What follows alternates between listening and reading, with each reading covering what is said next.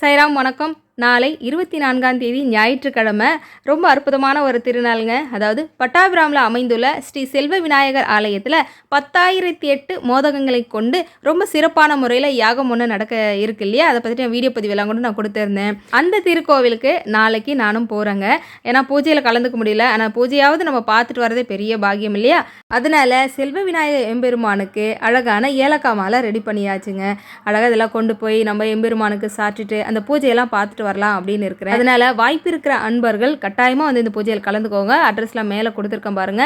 நான் ரொம்பவே ஆர்வமா இருக்கேங்க. இந்த ஏலக்காய் மாலையை விநாயக பெருமானுக்கு சாற்றி எப்படி இருக்கும் அப்படின்னு அந்த அழகை பார்க்கணும் அப்படின்னு. ஏலக்காய் மாலை எப்படி இருக்குன்னு நீங்களும் கண்டிப்பா கமெண்ட் பண்ணுங்க. குருபியோ நமஹ.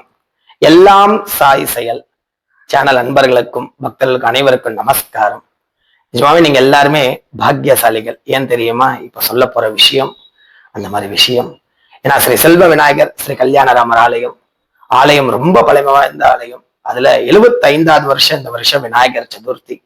அந்த உத்தேசமா 24/8 அன்ன ஞாயிற்றுக்கிழமை அன்னைக்கு காலை 9 மணி அளவுல மிகப்பெரிய மோதகம் சொல்லக்கூடிய 10,008 மோதகத்தினால வேள்வி யாகமானது பிரம்மாண்டமா நடைபெற உள்ளது. யாரு பண்ண போறா தெரியுமா? சேனல் அன்பர்கள் பார்த்துட்டு இருக்க பக்தர்கள் நீங்க தான்.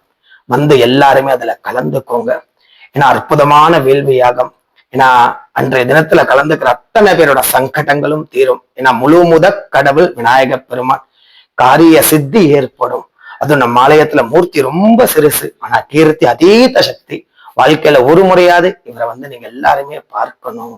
முக்கியமா இந்த சேனலோட உரிமையாளர் மாரியம்மன் திருமதி மாரியம்மாள் சரவணன் அவர்களுக்கு அநேக கோட்டி நமஸ்காரம். ஏன்னா பொதுவா மற்ற சேனல் வீடியோலாம் எடுத்து போடணும்ன்ற அவசியமே இல்லை.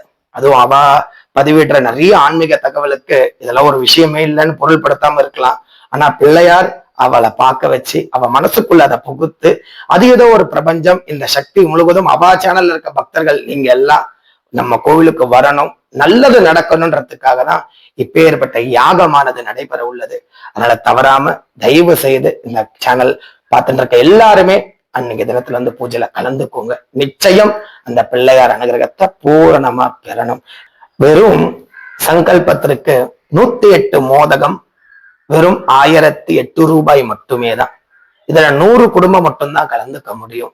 அந்த 100ல நம்ம இருக்கணும்னு பிராப்தம் பண்ணி பாக்கியம் பண்ணி வேண்டிக்கோங்க. ஏன்னா லோகத்துல எத்தனையோ பேர் இந்த வீடியோவை பார்த்துட்டு இருக்கா. அதுல அந்த 100ல நம்ம ஒரு குடும்பம் சங்கல்பம் பண்ணணும்னு முயற்சி பண்ணுங்க. நிச்சயம் நல்லது நடக்கும்.